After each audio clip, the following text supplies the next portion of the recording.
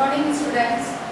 BEd second year का paper guidance and counselling special paper, जिसके अंतर्गत हम लोगों ने निर्देशन की आवश्यकताएं देख रहे थे, जिसका फर्स्ट पार्ट के अंदर हमने निर्देशन के व्यक्तिगत आवश्यकताएं, सामाजिक दृष्टि से आवश्यकताएं और राजनीतिक दृष्टिकोण से निर्देशन की क्या आवश्यकताएं, इसके बारे में हम अध्ययन कर चुके थे। व्यक्तिगत दृष्टिकोण से जहाँ तक हम बात करते हैं तो बालक की शैक्षिक, व्यावसायिक आदि से संबंधित जो समस्याएं हैं उनके निवारण के लिए निर्देशन की आवश्यकता अनुभव की जाती है या आवश्यकता होती है। सामाजिक दृष्टिकोण की जहाँ तक बात आती है तो परिवार है, बदलती हुई सामाजिक परिस्थितियाँ हैं, व्यवसाय है आदि से संबंधित जो कि समाज से जुड़ी हुई जो समस्याएं हैं उनके निवारण के लिए, उनके निदान के लिए, उनमें परिवर्तन के लिए जो आप निर्देशन की आवश्यकता देखी गई। राजनीतिक दृष्टिकोण से भी हम इसके बारे में चर्चा कर चुके हैं, जिसमें प्रजातांत्रिक विचारधाराओं का है, राष्ट्रीय एकता से संबंधित है, धर्मनिरपेक्षता से संबंधित है आदि के बारे में हम समझ चुके हैं, देख चुके हैं कि निर्देशन की आवश्यकता होती है, क्योंकि राष्ट्रीयता के दृष्टिकोण से कि हर व्यक्ति में राष्ट्रीयता की भावना का होना अनिवार्य है। तो वो किस तरह से, अगर किसी विचारधारा से कोई समस्या उत्पन्न होती है या कोई ऐसी समस्या कि जिससे बालक सहमत नहीं है या वो उसके साथ समायोजन नहीं कर पा रहा है, तो उसके लिए निर्देशन सबसे अच्छा साधन है जिसके द्वारा बालक की उस आवश्यकता की पूर्ति की जा सकती है। इसके बाद अब हम फोर्थ पॉइंट पर देखते हैं, वो है निर्देशन की शैक्षिक दृष्टि से।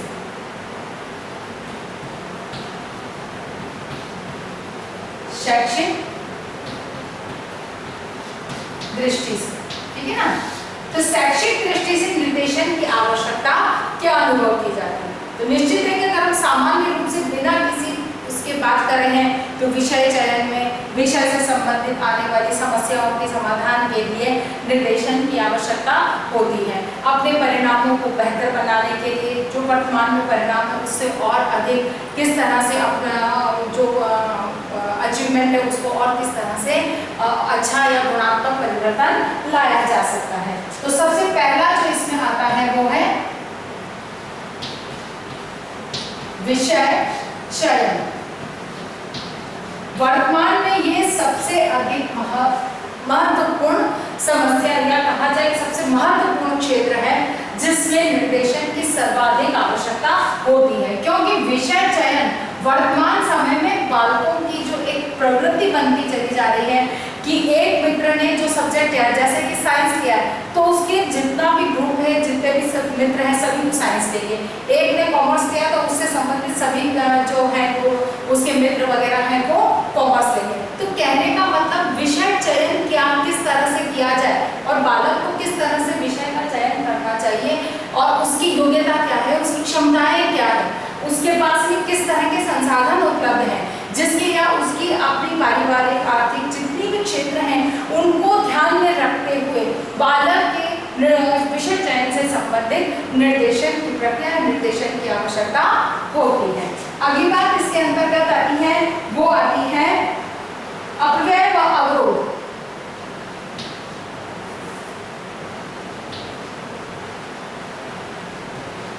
अपव्यय व अवरोध।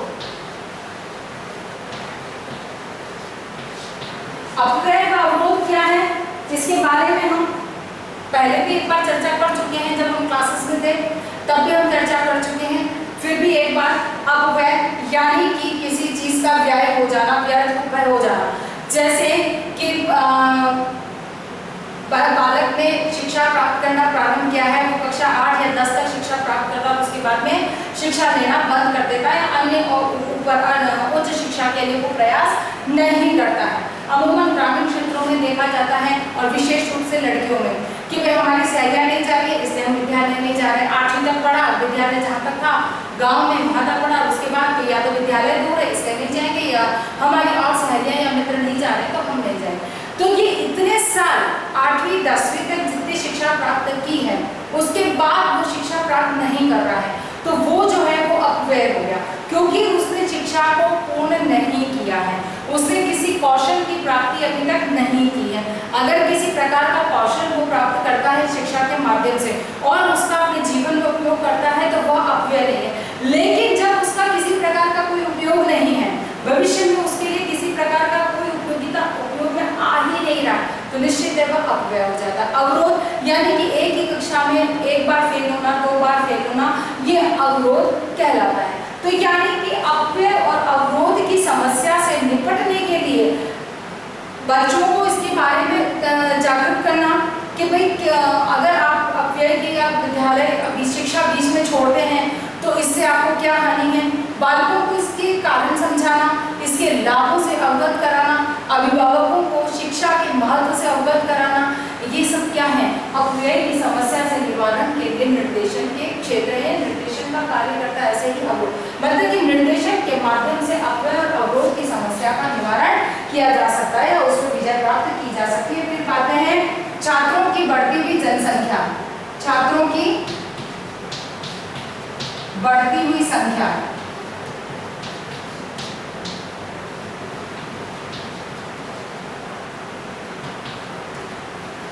छात्रों की संख्या दिन प्रतिदिन बढ़ती चली जा रही है, क्योंकि छात्र जो हैं वो जो संख्या है छात्रों की, एक ही कक्षा में बहुत अधिक छात्र पाए जाने लगे हैं। जैसे पहले एक समय था जब एक कक्षा में बहुत कम छात्र हुआ करते थे, लेकिन अब छात्रों की संख्या इतनी बढ़ती चली जा रही है कि एक कक्षा के अंदर 50-50, 60-60 छात्र होते हैं। तो ऐसे में जब बालक को शिक्षण कार्य किया जाता है तो आवश्यक नहीं कि 50 छात्रों की कक्षा में हर छात्र पर शिक्षक का ध्यान जाए, और ऐसे में जो छात्र की समस्या है, किसी प्रकार की कोई भी समस्या है, उस तक छात्र अध्यापक नहीं पहुंच पाता है।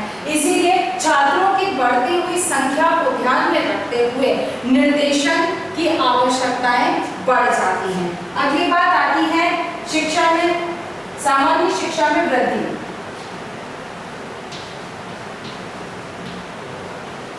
सामान्य शिक्षा में वृद्धि, सामान्य शिक्षा में वृद्धि, क्योंकि शिक्षा का जो सामान्य स्वरूप है या सामान्य जो शिक्षा अर्जित करने की जो प्रवृत्ति है वो बढ़ती चली जा रही है। तो ऐसे में एक कहना चाहिए कि शिक्षा एक सामान्य होती है और एक विशिष्ट होती है। विशिष्टता छात्र कब पहुंचेगा, जब वो सामान्य शिक्षा को अर्जित करेगा। तो ये सामान्य शिक्षा जो है, इसकी जो शिक्षा में जो वृद्धि होती चली जा रही है, क्योंकि इसके क्षेत्र बढ़ते जा रहे हैं, क्योंकि एक किसी भी क्षेत्र की किसी भी विशिष्ट योग्यता को हासिल करने के लिए उसकी सामान्य शिक्षा का होना अनिवार्य है। तो उसके एक तो क्षेत्र बढ़ते जा रहे हैं, दूसरा छात्रों की संख्या बढ़ने से इसकी जो महत्व है, इसकी जो उपयोगिता है वो बढ़ती चली जाए। ऐसे में सामान्य शिक्षा के क्षेत्र में निर्देशन आवश्यक हो जाता है, क्योंकि यहाँ पर अगर निर्देशन की कमी रहती है तो विशिष्ट शिक्षा या विशिष्ट योग्यता के लिए जब प्रयास की बात आती है उसमें बाधा उत्पन्न होती है, क्योंकि जब बेस जो आपका है वो प्राइमरी नॉलेज जब वही क्लियर नहीं है तो आप उसमें स्पेशलाइजेशन कैसे प्राप्त कर सकते हैं।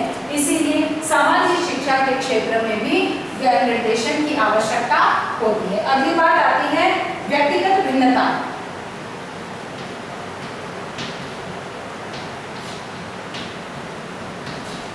व्यक्तिगत भिन्नता निश्चित है, इसको बार बार समझाने की आवश्यकता नहीं है कि व्यक्तिगत रूप से बालकों में इतनी भिन्नता पाई जाती है कि उनके अनुकूल शिक्षा को एक शिक्षण प्रक्रिया को सुचारू चलाने के लिए निर्देशन की आवश्यकता होती है, क्योंकि एक कक्षा में एक जैसी प्रकृति के बालक नहीं होते हैं। जितने छात्र बैठे हैं सभी अलग अलग प्रकृति के होते हैं, तो इसी व्यक्तिगत भिन्नता के कारण निर्देशन की आवश्यकता बढ़ जाती है। अगली बात आती है इसमें शैक्षिक उपलब्धियों का स्तर बढ़ाना।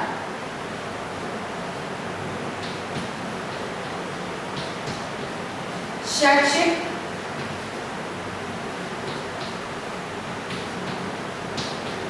उपलब्धियों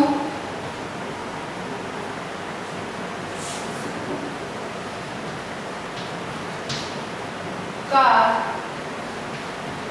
स्तर बढ़ाना, स्तर बनाए रखना।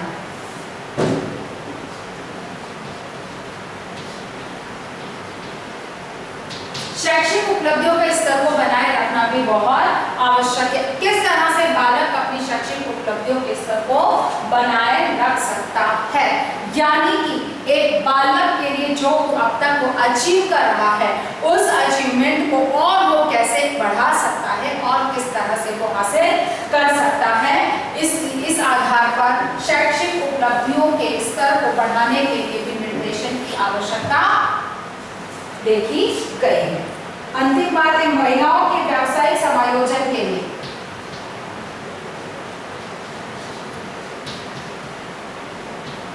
महिलाओं के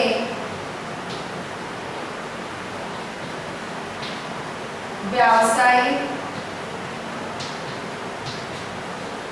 समायोजन, ठीक है, महिलाओं के व्यावसायिक समायोजन के लिए, क्योंकि महिलाओं में जो व्यावसायिक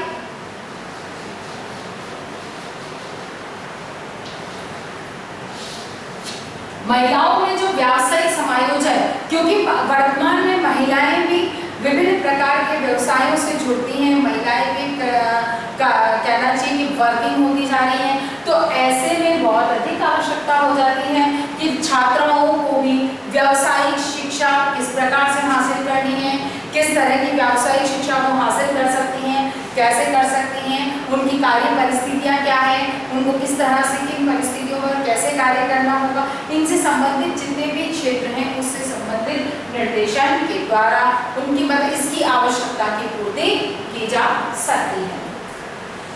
अगली बात जो आती है वो आती है निर्देशन का अगली आवश्यकता है वो मनोवैज्ञानिक दृष्टिकोण से।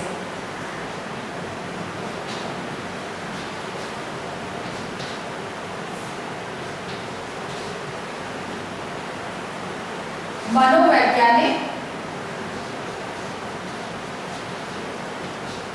दृष्टिकोण से, यानी कि शिक्षा का जो निर्देशन का जो अगला क्षेत्र है वो है मनोवैज्ञानिक दृष्टिकोण से किस प्रकार से शिक्षा निर्देशन की आवश्यकता होती है। इसमें सबसे पहले है व्यक्तिगत भिन्नताओं के अनुसार विकास।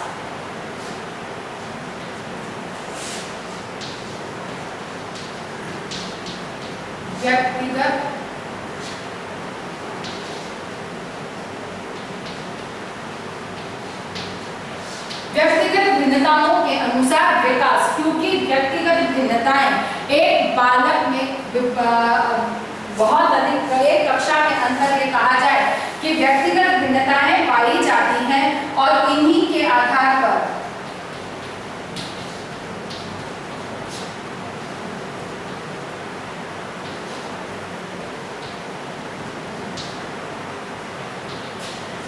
तो इन व्यक्तिगत भिन्नताओं के आधार पर बालक का विकास कैसे हो सकता है, क्योंकि हर बालक की अलग योग्यता है, अलग क्षमता है, अलग रुचि है, तो हर बालक का विकास समानांतर होना अनिवार्य है।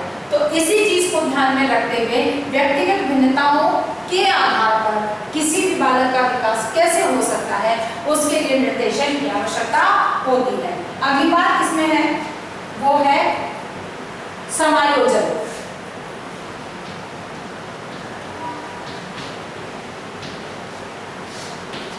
समायोजन कहते हैं कि शिक्षा तभी पूर्ण होती है जब बालक समायोजन करना सीख जाता है।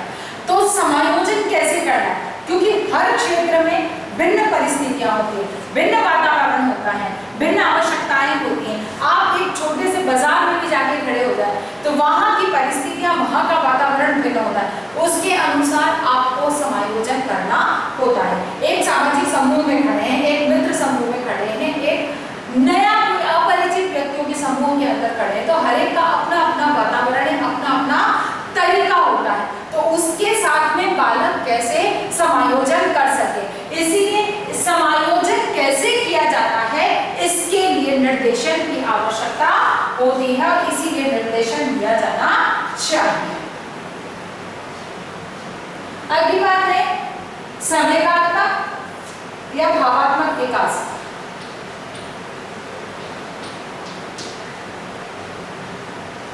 संवेगात्मक विकास,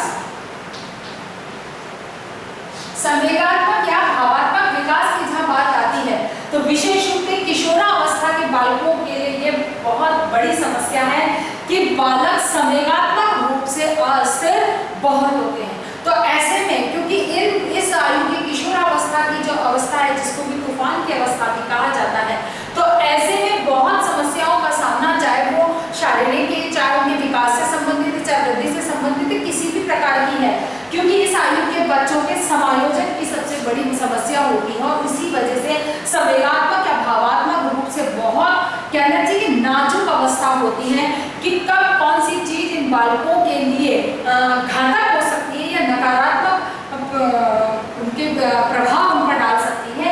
इसके लिए और उसकी वजह से बालक संवेगात्मक रूप से कब अस्थिर हो जाए, इस चीज को समझना, बालक को उसके लिए प्रशिक्षित करना कि कौन सी परिस्थितियों में किस प्रकार की वातावरण, किस प्रकार के परिस्थितियां उत्पन्न हो सकती है, किस प्रकार का कारण कौन से उत्पन्न हो सकते हैं और उनसे किस तरह से उसे समायोजन करना चाहिए या अपने आप को किस तरह से उसे स्थिर रख देकर अपने संवेगों को नियंत्रित करना चाहिए। इसके लिए निर्देशन की आवश्यकता पाई गई है। अवकाश का उपयोग,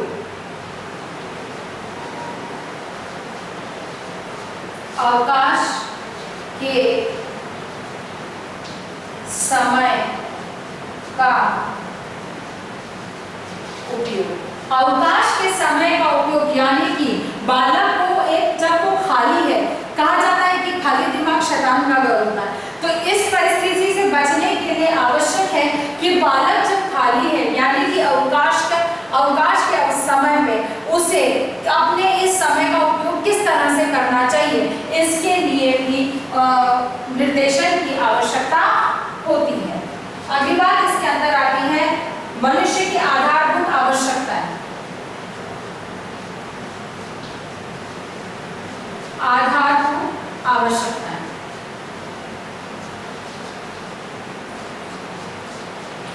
आधारभूत आवश्यकताएं कौन कौन सी हैं, इनको कैसे उपलब्ध किया जा सकता है, इनको किस तरह से प्राप्त किया जा सकता है, इनकी पूर्ति कैसे हो सकती है, इसके लिए निर्देशन की आवश्यकता होती है। अर्थात कि निर्देशन के माध्यम से बालक की अपनी आधारभूत आवश्यकताएं कैसे हैं, कौन सी होती है और इनको कैसे पूर्ण किया जा सकता है, इसके लिए निर्देशन की आवश्यकता पाई गई है। माना जाता है कि इसके लिए भी निर्देशन आवश्यक होता है। अगली बात आती है शहरी क्षेत्रों में,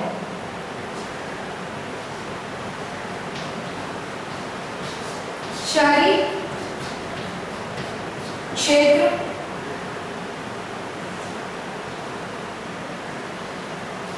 की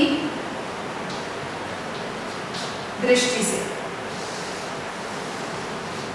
शहरी क्षेत्रों की दृष्टि से, क्योंकि शहरी वातावरण और ग्रामीण वातावरण में बहुत अंतर होता है, तो शहरी क्षेत्रों में किस प्रकार से बालक को निर्देशन की आवश्यकता होती है, क्योंकि वहां का वातावरण, वहां के संसाधन बहुत भिन्न होते हैं, बहुत अधिक संसाधन उपलब्ध होते हैं, अधिक सुविधाएं बालक को उपलब्ध होती हैं और जो कहा जाए कि बालक के पास समस्त प्रकार के संसाधन उपलब्ध होते हैं। तो कौन सा संसाधन बालक के लिए उपयोगी है, कौन सा संसाधन बालक के लिए उपयोगी नहीं है, इन चीजों को समझना जानना बालक के लिए बहुत अनिवार्य है। इसलिए शहरी क्षेत्रों में निर्देशन की आवश्यकताएं अलग होती हैं, ग्रामीण क्षेत्रों में निर्देशन की आवश्यकताएं बिल्कुल अलग होती हैं। तो शहरी क्षेत्रों में निर्देशन की आवश्यकता में पहला है शिक्षा की दृष्टि से, शिक्षा की दृष्टि से, शिक्षा की दृष्टि से क्योंकि शहरी क्षेत्रों में शिक्षा के बहुत सारे अवसर उपलब्ध होते हैं। अब ऐसे में बहुत अधिक अवसर उपलब्ध होते हैं, तो एक बालक के लिए कौन सा अधिक उपयोगी है, उसकी योग्यता कैसी है, उसकी रुचि किसमें है, उनमें से कौन सा अवसर उसके लिए, उसकी पारिवारिक, जैसे परिवार की आर्थिक स्थिति, पारिवारिक वातावरण के अनुसार कौन सा अवसर ऐसा है जो कि उसके लिए उचित है। इन सब के लिए, जैसे कि एक बालिका है, लड़की है, वो कोचिंग क्लास जाना चाहती है, तो उसके लिए बहुत सारे ऑप्शंस उपलब्ध होते हैं।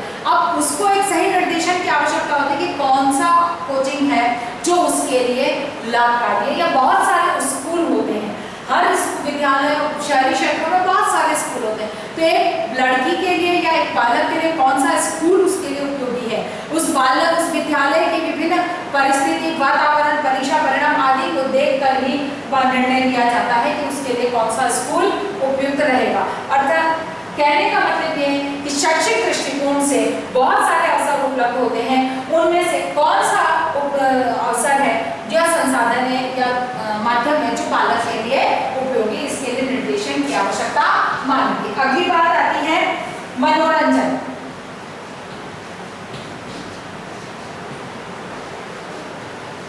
मनोरंजन, अब मनोरंजन की दृष्टि से क्यों कि शहरी क्षेत्रों में मनोरंजन के बहुत सारे संसाधन उपलब्ध हैं, कहां पर जाना चाहिए, कहां नहीं जाना चाहिए, किस तरह का वातावरण वहां पर होता है, वहां की परिस्थितियों वातावरण में आपको किस प्रकार के व्यवहार को आपसे व्यवहार की अपेक्षा की जाती है, इन सब के लिए निर्देशन की आवश्यकता होती है। जैसे कि शहरी क्षेत्रों में क्लब्स है, पब्स है, ये बहुत मात्रा में पाए जाते हैं। अब हर पब या हर क्लब हम ये नहीं कह सकते कि हर एक के लिए सुरक्षित हो सकता है, कुछ वो स्थान ऐसे भी होते हैं, क्योंकि ये समाज है, हर तरह के व्यक्ति होते हैं, हर एक की अपनी अपनी मांग होती है, तो उसके अनुसार क्योंकि ये भी एक व्यवसाय है, हर व्यक्ति अपने आर्थिक लाभ के दृष्टिकोण से हर मांग के अनुसार समाज के लोगों की मांग या आवश्यकता के अनुसार साधन जुटाते हैं। तो ऐसे में हर क्लब या पब हर पालक के लिए उपयोगी नहीं है, उपयुक्त नहीं होता। तो यहाँ पर इस चीज का निर्देशन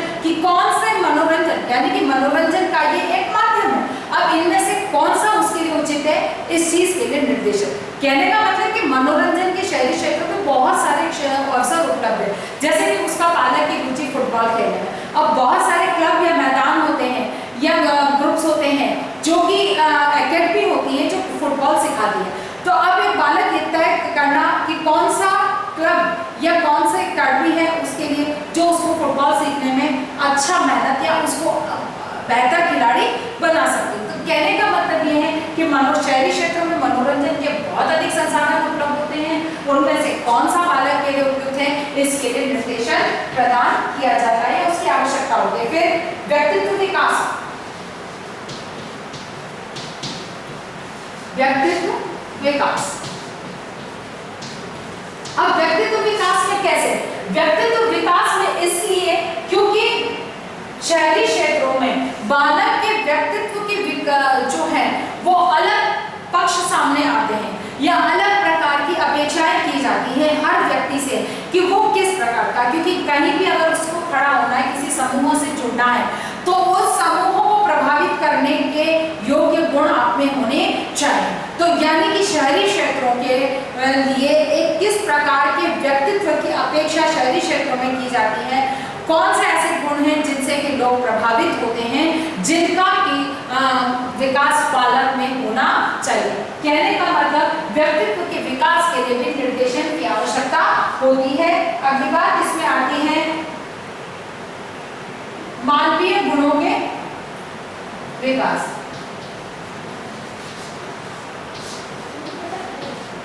मानवीय गुणों का विकास, क्योंकि बालक में शहरी क्षेत्रों में क्योंकि एक कहा जाता है कि माता पिता दोनों वर्किंग होते हैं, बालक अपने स्तर पर या किसी आया के उसमें या किसी क्रैश में आदि में बालक की वृद्धि विकास होती है। ऐसे में बहुत आवश्यक हो जाता है कि उसमें मानवीय गुणों का विकास भी कैसे हो, इसके लिए भी निर्देशन की शहरी क्षेत्रों में आवश्यकता होती है। अगला जो आता है ग्रामीण क्षेत्रों।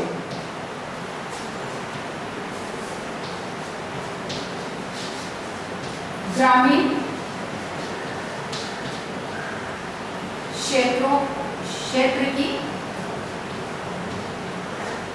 दृष्टि से, ग्रामीण क्षेत्र की दृष्टि से किस प्रकार का होना चाहिए, यानी कि क्यों निर्देशन दिया जाना चाहिए, क्यों शहरी ग्रामीण क्षेत्रों में निर्देशन किस प्रकार से आवश्यक या उपयोगी माना गया है। तो सबसे पहले है आर्थिक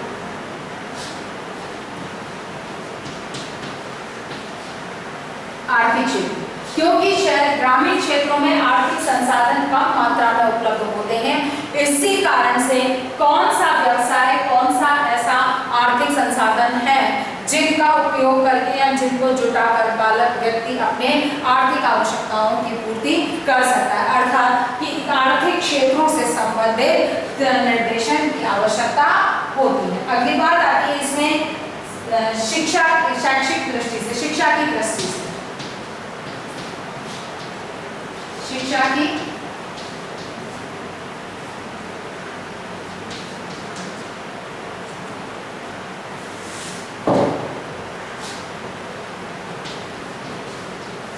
दृष्टि से, शिक्षा की दृष्टि से, क्योंकि यहाँ पर संसाधन कम है, सूचनाएं कम होती हैं, क्योंकि यहाँ पर जैसे शहरी क्षेत्रों में इंटरनेट आदि बहुत सारी सुविधाएं उपलब्ध होती हैं, जिससे कि शिक्षा के क्षेत्र में कौन कौन से अवसर हैं, कौन कौन से नए क्षेत्र, इनकी सूचनाएं छात्रों के पास बहुत आसानी से होती है, जबकि ग्रामीण क्षेत्रों के बालकों के पास में सूचनाएं बहुत अधिक उपलब्ध नहीं होती हैं। अब तो फिर भी इतना माना जा सकता है कि इंटरनेट के माध्यम से ये सूचनाएं फिर भी छात्रों तक पहुंच जाती है, लेकिन इनमें से भी कौन सा बेहतर है, क्या सही है, क्या गलत है, इसके लिए इंटरनेट पर हर चीज नहीं दी जा सकती है। तो यहाँ पर इनको निर्देशन की आवश्यकता होती है कि कौन से शैक्षिक अवसर हैं जो बालक के लिए उपयोगी हैं, ग्रामीण क्षेत्रों में उनकी उपयोगिता है, इसके बारे में निर्देशन दिया जाता है। अगली बात आती है सामाजिक दृष्टि से, सामाजिक दृष्टि से, सामाजिक दृष्टि से क्योंकि ग्रामीण क्षेत्रों में एक परंपरागत या रूढ़िवादी सामाजिक व्यवस्थाएं होती हैं, तो ये रूढ़िवादी परंपराएं या ये रूढ़िवादी व्यवस्थाएं निश्चित है कि बालक के विकास को अवरुद्ध कर रही है। तो इसी दृष्टि से समाज क्या है, समाज की संरचना कैसे होती है, समाज की क्या परंपराएं या किस तरह से उसको अपनी परंपराओं का पालन करना चाहिए, क्योंकि हम ऐसे क्षेत्रों में, ऐसे समाजों में रहते हैं जहाँ पर हम हमारी परंपराओं से अलग हटकर कार्य करना पसंद नहीं करते हैं। तो ऐसे में एक कुछ जब हम अपने दायरे से निकलना नहीं पसंद करते, तो ऐसे में निश्चित है कि आपका विकास अवरुद्ध होता है। तो यही चीज निर्देशन के माध्यम से दिशा निर्देश दी जा रही है कि अपनी सीमाओं में रहते हुए आप अपना विकास कैसे कर सकते हैं। सामाजिक विकास में ये आवश्यक है। तो 2 पॉइंट, जनसंख्या वृद्धि,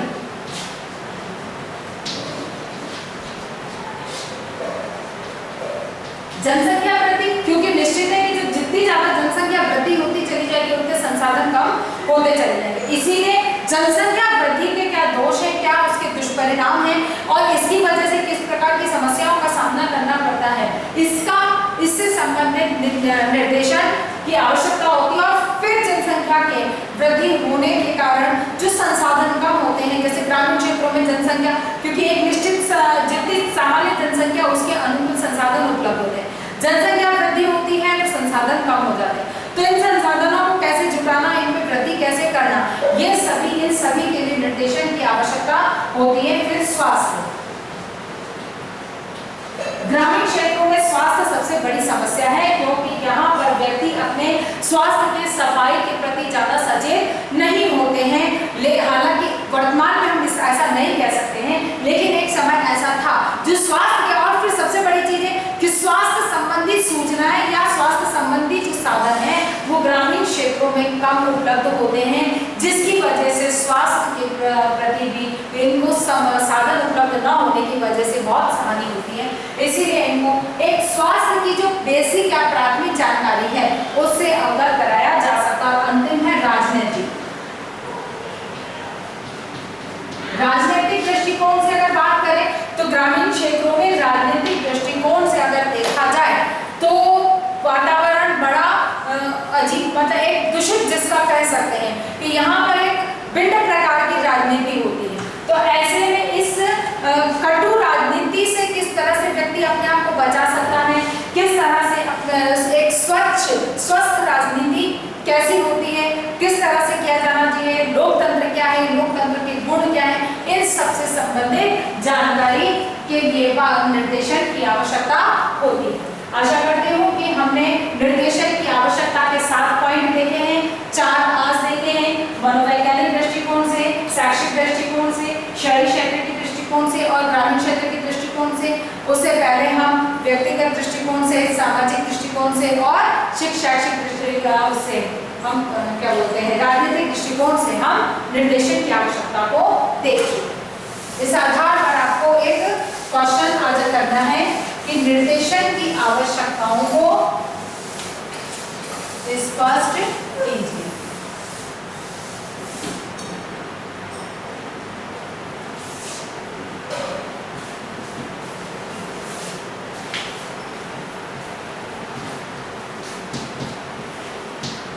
निर्देशन की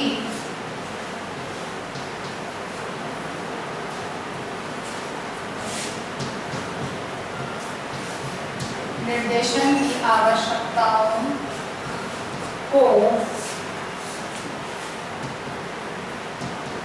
स्पष्ट कीजिए। ठीक है, आपको इस आधार पर जो आप पहले एक वीडियो था और ये आज उसका सेकंड पार्ट है, आपको इसके आधार पर इस प्रश्न को हल करना है कि निर्देशन की आवश्यकता क्या है। अपनी बात को समाप्त करने से पहले कोविड-19 की इस महामारी के दौर में अपने आप को सुरक्षित रखें। बहुत अधिक आवश्यकता होने पर ही घर से निकलें, घर से निकलते हैं तो मास्क लगाकर निकलें, सोशल डिस्टेंसिंग का पालन करें और